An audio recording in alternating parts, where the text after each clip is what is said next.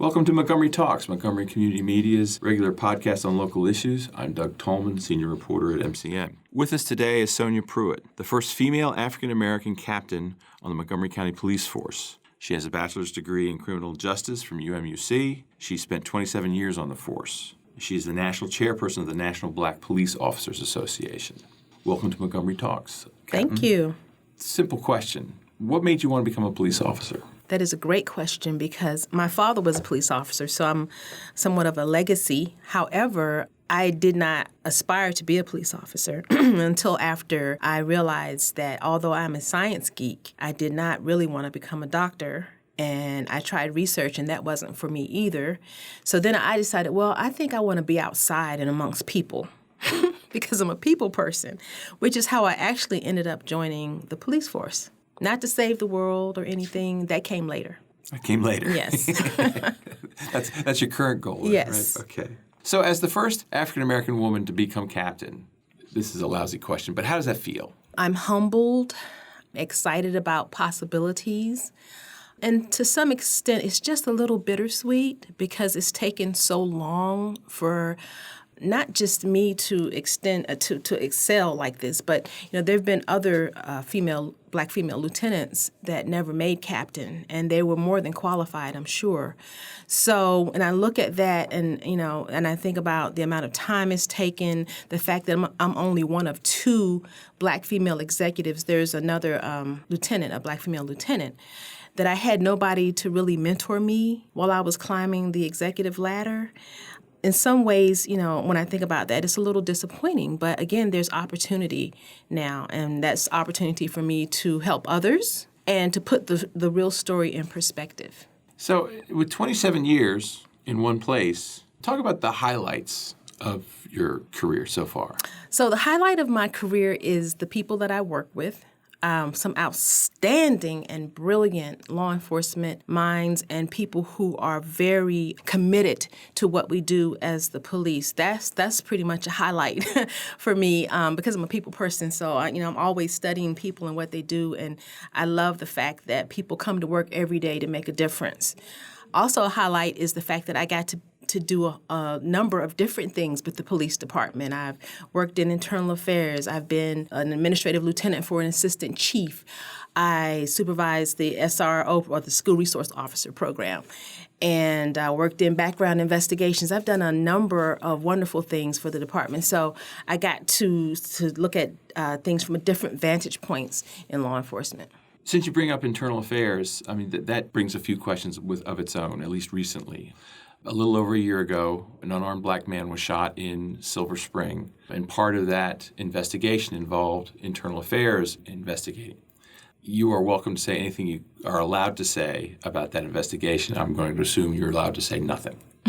No, I'm not allowed to talk about the investigation itself. But I was wondering if you could at least walk us through a generic investigation of a police officer after a shooting. What kinds of things happen?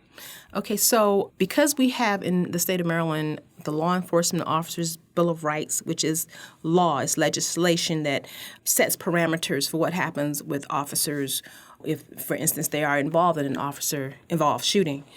So that officer gets a certain amount of time to consult with an attorney or with an FOP representative. So when you talk about internal affairs investigations, that officer will not just go straight to internal affairs, at least not in the state of Maryland. There will be a criminal investigation that takes place before an administrative investigation. Once that investigation is done criminally, and also, in addition, the state's attorney's office reviews the case. So there's a lot of different steps that happens before something comes to internal affairs.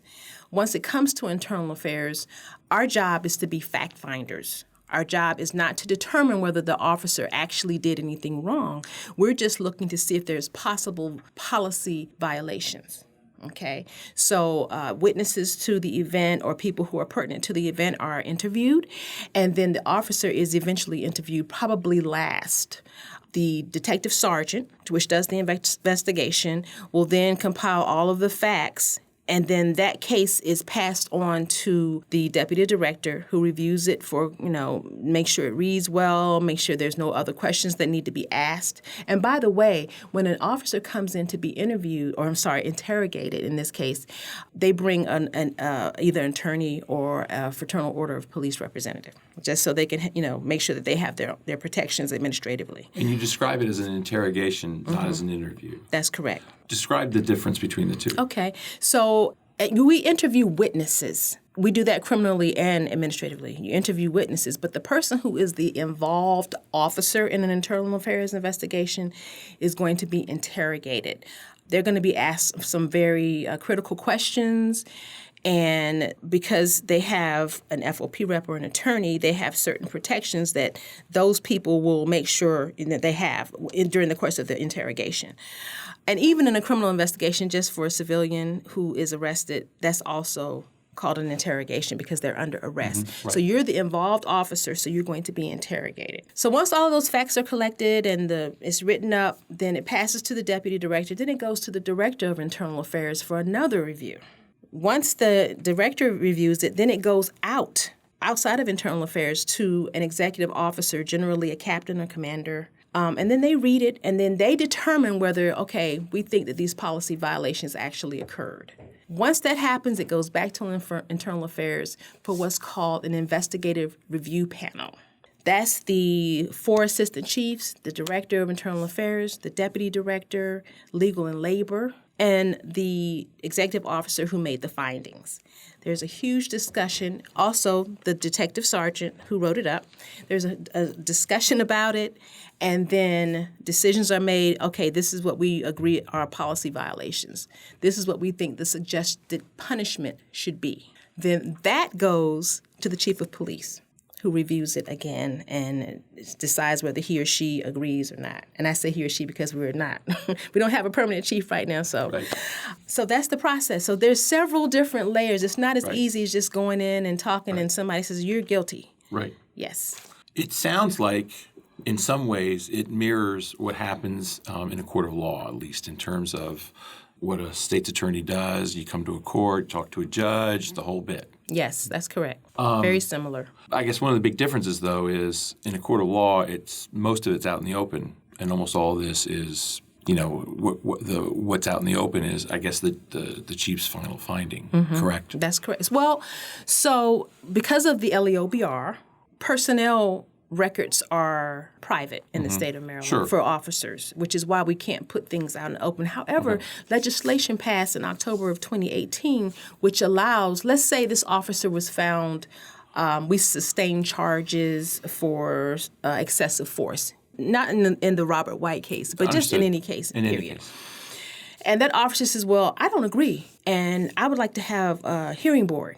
So we have 2 types of hearing boards. I won't go into all the details of that, but if they pick a particular type of hearing board in which they have what we call a moderator of sorts, then that is public. You'll have a moderator. You'll have a police executive. So you'll have a hearing that the public can actually come to. Now, just know that we haven't had one since October of 2018 when the law passed, because by the time we get to that stage, the officer and the department has worked out an agreement about what should happen in terms of a punishment or discipline, as we call it. So as captain, what are your duties now? So I'm the director of the Community Engagement Division. And what exactly is the Community Engagement Division? Much what it sounds like, engage in the community. So we do a number of things with the police department in terms of outreach to the community.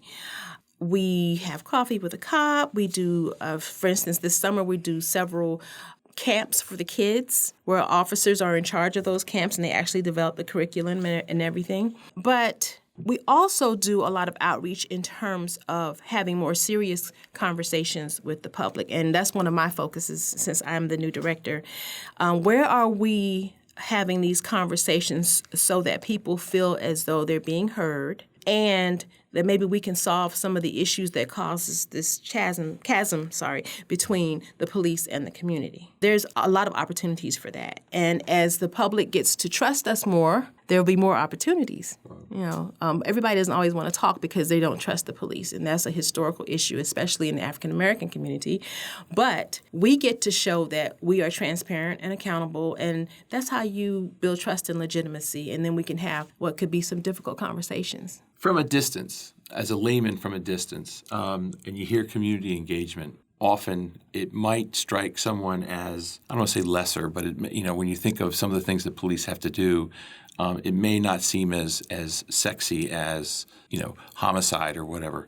However, at this point in time in Montgomery County, it would seem as though the way you describe this position, it's extremely important. I mean, not only do we have neighborhoods in Montgomery County that are distrustful of police because of what happened with Robert White, but we also have the 4 men who were detained outside the McDonald's and the white officer using the N-word.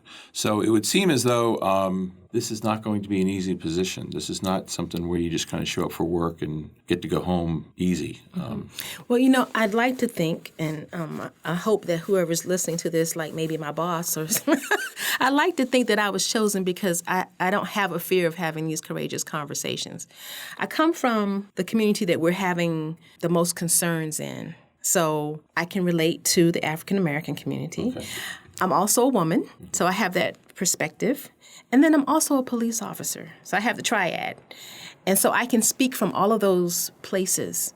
And I think that puts me in a unique position to be able to help deal with the issues that we may have. Were you in attendance to the Community Policing Forum at Kennedy High School? I was. What did you think of what some of the people said? I thought that Montgomery County residents are very thoughtful, and that's kind of unique too. I work with people from all around the country, my peers, and sometimes I listen to them talk about their communities, and I'm thinking, well, that's not Montgomery County. People in Montgomery County are very invested in the police department. I would never think that, just judging by that forum, for instance, that people hate the police. Because, you hear that sometimes from the rank and file. And I am going to acknowledge that officers would feel that way because of what's going on in the country. But I don't get that from Montgomery County residents. I think that Montgomery County residents tend to they know that we're an excellent police department, and they want to keep us held accountable. They want to keep the bar high. That's how I look at it. So I thought that the people who came to the forum and spoke were very thoughtful.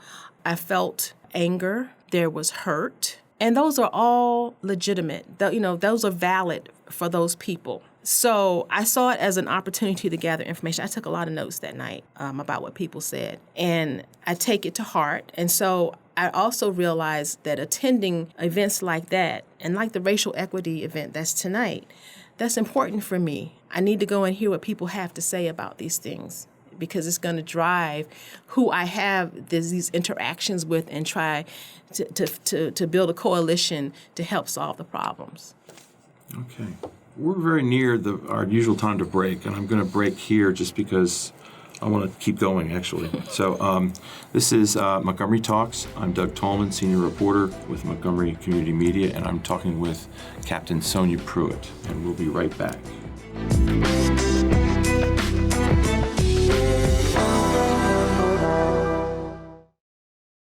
MCM, your community media center, is making Montgomery County a great place to live through programs like 21 This Week.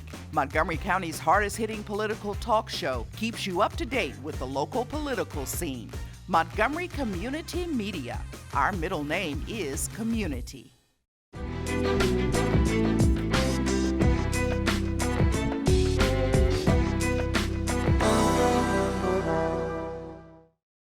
And we're back with Montgomery Talks. We're speaking with Captain Sonia Pruitt. And we had a question during the break, and I'll ask it now. What are some things that other police departments could learn from Montgomery County? So, as I mentioned before, I get to work with peers and law enforcement professionals from across the country. And I'm proud to say that we have some of the best training in the country. And we tend to be in the forefront of trying new things, like when body-worn cameras became the thing for us to take a look at.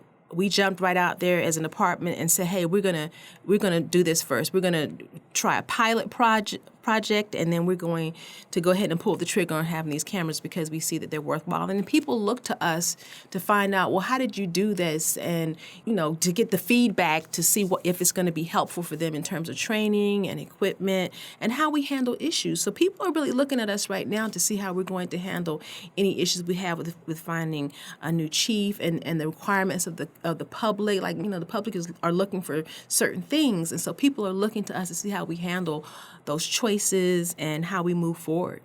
Along those lines, a little over a year ago, the Baltimore Sun reached out to you to ask them who their next police chief ought to be. And as I recall, the quotes were something along the lines of, you need a chief who understands Baltimore, a few other things. And it struck me that, you could scratch out Baltimore and just write in Montgomery County. And it's probably the same advice you'd give somebody describing Montgomery County's new police chief. I would agree with that. So for me, the choice of a police chief should be, one of the considerations should be how well they understand the community that they're going to be serving. All communities are different. Baltimore is its own thing. Montgomery County, we're our own thing. And we need someone who's going to understand the dynamics of Montgomery County. For instance, that we're education heavy and that people here, we have a diverse population and demographic. Those are the things that person should need to understand. Do you have a pick for the next police chief? No, I don't. I think whoever is the best candidate in terms of those things that I just talked about, their understanding and the understanding of police dynamics, because we're our own culture also. So it's okay to, if someone is new, to pick that person, but how do you gauge their understanding of police dynamics and Montgomery County police dynamics? I saw another quote from you, I think actually on our website, in which you said that black women were perfect for policing. Why? So historically, we're the nurturers.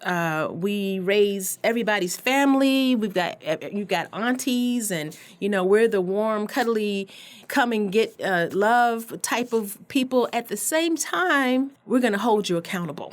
Okay, I'm not to say that anybody else is not like that. Especially other women, but because of slavery. If I may go there for a second, that has been our role since we came to America. We're taking care of everybody. We're the person you go to when you want the truth and you want honesty and, you want somebody to lift you up. That's who we are. And so I think that we're unique in that way in terms of policing, because when we deal with the public, when we come on scene, people are looking at us like, okay, so we want, especially if we're in an African-American community, this has happened to me many times. I'm glad you're here. Nothing against the other officers, but I think that you're going to understand how I feel. And I know that you're going to come from a place where, you're going to respect me and, treat me a certain way that, I'm going to appreciate. So that's what we bring to policing. You're also the chairperson of the National Black Police Officers Association. So what kinds of problems do black officers have that other officers don't? Great question. The organization was founded in 1972 because black police officers were not being promoted. They were not getting assignments in specialized units. They were often invisible. Other counterparts were getting credit for things that they were doing, that sort of thing.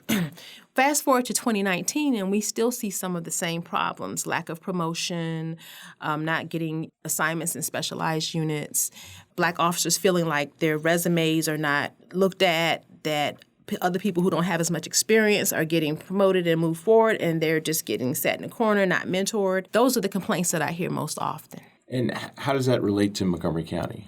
Another great question. So we actually have a coalition of black police officers in Montgomery County to help black officers navigate law enforcement, in particular our police department. If I may speak candidly about my own experience, besides the 2 black female lieutenants that we had prior to my being promoted to lieutenant, I have not had another black female to mentor me. And we have some unique things about us as black women. We're often seen as aggressive, arrogant in our stances. But this is not just policing. This is just black women. I hear this from my other girlfriends who are in other fields. But I'm pretty sure that sometimes I've been seen as pretty outspoken. But, that's just how I am as a person. But sometimes that can be seen or can be intimidating to some people. And so that means, okay, maybe you want her to be a little more quiet. So when those things happen, it would be nice to have somebody to talk to. I've had to navigate those things alone. And I want to just, for the record, say that's not the department. That's not how I'm being treated or have been treated by the department. Those are individuals. There's individuals everywhere who feel a certain way about certain people. And so that's what I would say about being a member of the Montgomery County Police Department. I've had a great career there. And so I'm not complaining at all. But to ignore that there are certain dynamics sometimes, I think that would be irresponsible of me. I want to talk openly about that so that women who are listening to this, especially Black women, will come and join the police department because we need that kind of guidance. When you see those people and you get accustomed, like myself, seeing myself and people talking to me, then the fear or whatever it is, that guides people's thoughts tend to go away. We're only 2% of the police department. We could do better. So what's the solution to recruiting? I mean, is it just a simple matter of just going to high schools and telling kids this is a viable career, or does it mean more than that? Do you have to do more? I think we have to do more. If we're talking about not just Black officers, but a diverse police department, you have to go where people are. I think our police department does a good job of going places like historically Black colleges and universities looking for good candidates. And you have to be willing to do that outreach, too. Just going to the same old places is probably not going to work. And then you're going to have these people like me to spread the message, hey, law enforcement is a great career. This is a great police department. We need you to come here. And so I do that. I'm trying to recruit my sister right now. She's in resistance because, she's in the Air Force and she doesn't know whether she wants to continue in the military or whether she wants to become the police. But I'm trying to recruit her. So using people like myself to go out. And we have recruiters who are from the community, from the African-American community, and they can go out and, see what they can do too. And I think our personnel division really focuses on that. Let's send some Latino recruiters to see if we can get, more Latino and women and, Asian, all of that. Getting back to the Black Police Officers Association, last year your association broke with other police organizations in supporting Colin Kaepernick.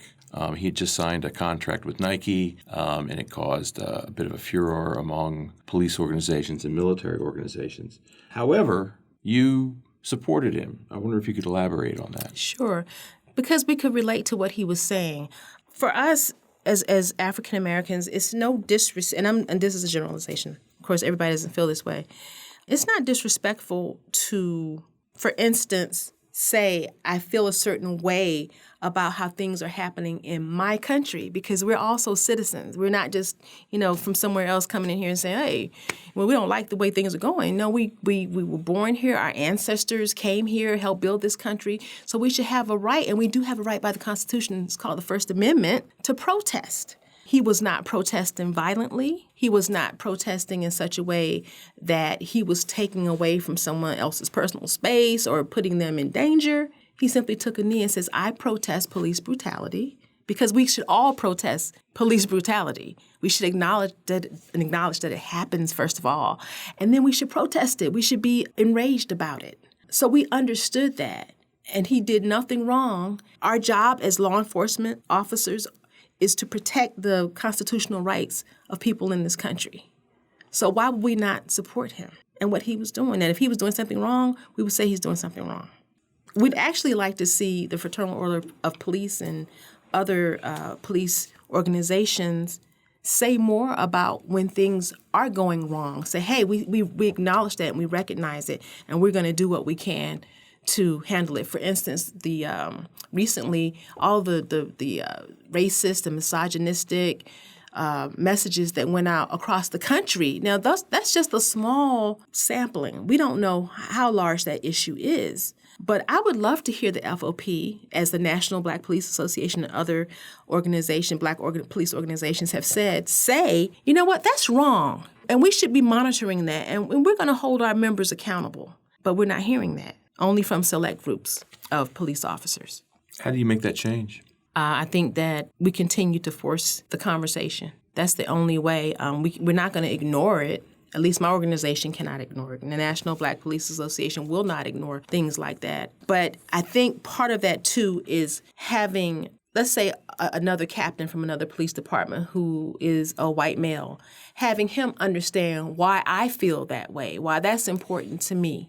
I don't think there's anything wrong with seeking understanding on both sides. Or I might ask him, well, why do you feel, why are you backing officers no matter what they do? We never want to talk about the negative. I want to seek understanding in that area because I don't understand that. I believe in accountability and transparency. So if we're not going to be accountable and transparent, then we're still going to have these divisions and people are going to buckle down on both sides. Since you bring it up, I know some people have criticized the LEOBOR. LEOBR. Law Enforcement Officers Bill of Rights. Right, yes. Right. There have been some criticisms of that because it does seem to shield police officers from, they can come up with instances where they think an officer should have been disciplined and it appears that person wasn't because of that particular law. Do you think it needs to change? I like the idea of law enforcement officers having certain protections. We should hold ourselves to a higher standard, and thus I think that there are things that should be done in order to make sure that our side of the story is told. However, I also believe that the public drives that sort of legislation. I believe that if the public feels that there's some things that need to be changed, then that's the public's right. That's who we work for. And so if changes come to the LEOBR, I'm fine with that because that's what the public wants. It's not all about what I want as a police officer, although that's important. But again, Robert Peel, who is the father of modern-day policing from the UK, says that without the public, we're pretty much useless. We don't have a job. We don't, there's no need for us. And so we have to have a symbiotic relationship. Okay. What do you want your legacy to be? That I stood for what is right, that everyone should be treated with respect and human dignity, police officers and the citizens that we serve, and that I had a lot of fun while I was doing it. You want to be chief? Wow, that's another loaded question. I'm not sure. I haven't thought that far ahead. Really? No. Okay. I'm more of the in-the-moment type of person. Okay. Thank you for joining us. My pleasure. My pleasure. Thanks for having me. Well, this has been quite interesting. This has been Montgomery Talks. I'm Doug Tolman, senior reporter with Montgomery Community Media. Our engineer today was Carolyn Raskowskis, and our executive producer is Gaynell Evans. Check us next time.